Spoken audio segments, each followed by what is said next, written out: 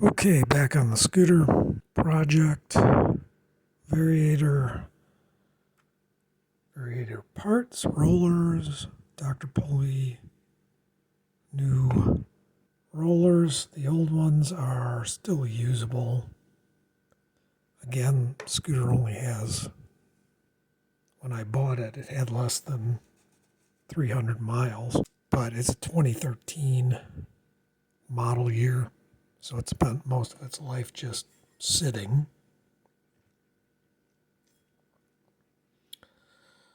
So, what I'm going to do here, I've assembled the clutch. I put the old springs back in because the springs that came with this spring aren't made correctly as far as they've got equal sized arms, and that's not the way the other springs are done. The other springs have a longer arm on the one side.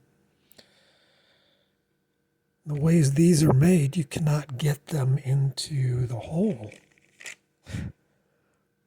It's like ridiculous trying to get them in there. I would have to re-drill each one of those holes so that the hole is actually closer to the spring when I'm trying to hook it on there.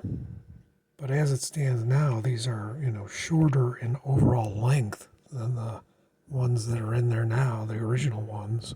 So kind of thumbs down on these springs as far as how they're made. I don't think they're made properly. And of course, they don't give you any instructions as to, what you're supposed to do when you get them. There's absolutely zero information. So top stuff there. The blue spring, of course, is the same size. It's just much smaller in height. The stock spring is like up here. So we'll see about how things go together from this point on. Need to assemble a clutch onto the pulley here. This is the one that is going to adjust its width depending upon the speed of the engine. And then the belt will ride either up out here or down closer to the center, depending upon the movement of this section, because this slides back and forth about that distance right there. This will slide back and forth depending on engine speed, and the variator will also do the same thing, but the belt does exactly the opposite. So if the variator, the belt is if the belt is riding at the upper end of the variator, the outer diameter, then it'll be running on the inner diameter on the rear pulley, and vice versa, depending on whether you're accelerating or whether you're at idle. I sanded the interior of the drum for the clutch drum here. Took a little bit of the glazing off, just 300, 400 grit sandpaper. And I put a little bit of brake caliper grease down at the bottom there, where that rides on. Not much. Put a little bit of brake caliper grease on the post, the lower half of the posts here that the arms are on, just a tiny bit. Again, the distance between, when this is installed, the distance between the clutch pads here and the drum is only about 1.5 millimeters when it's all assembled. So these arms don't move hardly at all to engage the friction material. I'm going to try this, which they call the secondary spring seat. Again, no directions. This is what it looks like. It's got a race on the bottom, a groove in there for those ball bearings. Then I have to put some grease in there to retain the ball bearings. Here they are, obviously quite tiny. You basically fill that whole area. This is where it's going to go. You have to leave this kind of in this orientation and then flip this over, because if you try and flip it like this, obviously your ball bearings might start falling out. So you don't want that to happen. But the idea is that sits right in there, and the other side of the spring sits on top of that. And that's supposed to give it less friction, smoother operation, I guess.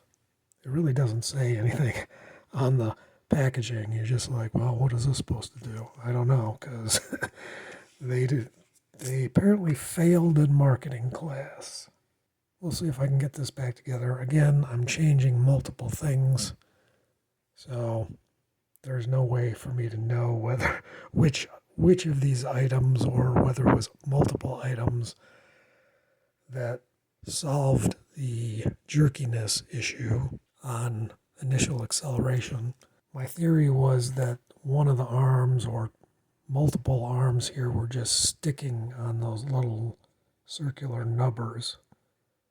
And so when I accelerated, maybe only one or two of the arms was grabbing.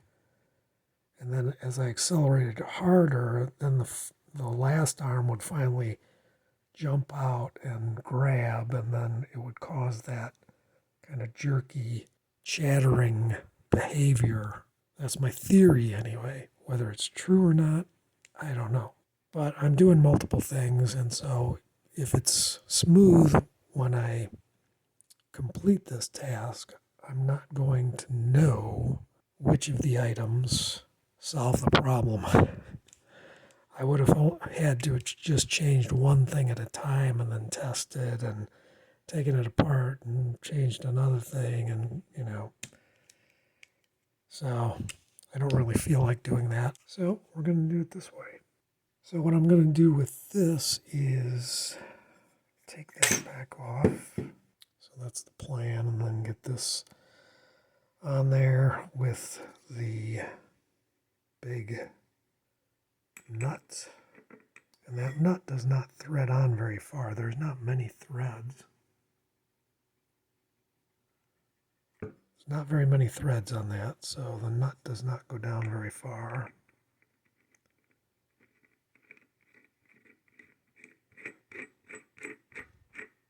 Torque on it, probably good and tight, is what I imagine. I mean, you're going to run out of threads pretty fast. Right? That is it. So just a tiny bit is sticking up here when you're fully assembled onto that. Okay, this is what I'm doing with the little ball bearings. I just put them in here as a little tray. Seems to work well. Pair of tweezers. Don't tell your wife or girlfriend. And then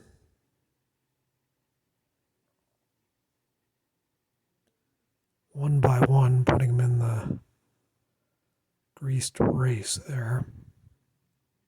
Okay, there's about 9 left over. There should be a little space. They shouldn't be jammed up super tight, so you should have space maybe for one more, but I'm going to leave that out just to give them some motion room so that they're not all rubbing up against each other. Okay, that's what it looks like almost assembled. You can see how easily that spins now.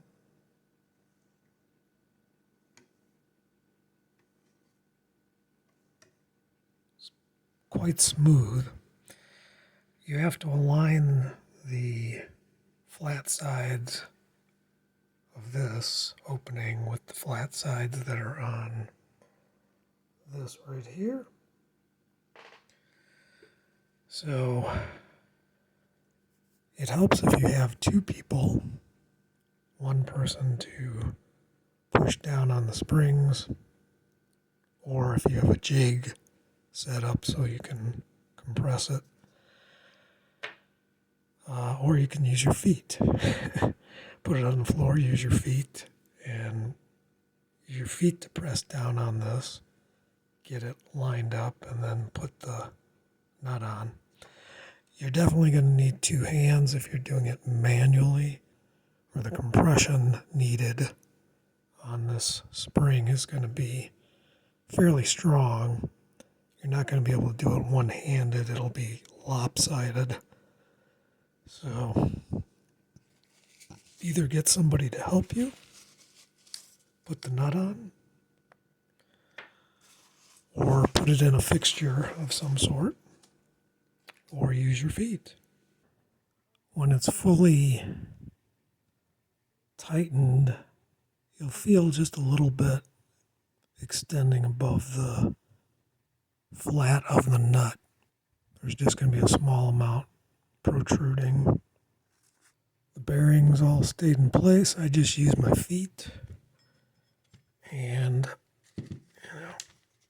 some downward pressure. Just put it on the floor on a cardboard box. 1 foot on this side, 1 foot on this side. Maneuver your feet so that you get lined up with those flats. It goes down. Start the nut, and then keep pressing with your feet. Keep pressing down with your feet, and you can hear there's a gap. You'll feel it move a little bit. You can keep tightening until any more downward pressure with your feet is not indicating that there's any more space in there. And the nut is as tight as it's going to go. And you'll feel just a little bit of that end sticking out, just like that.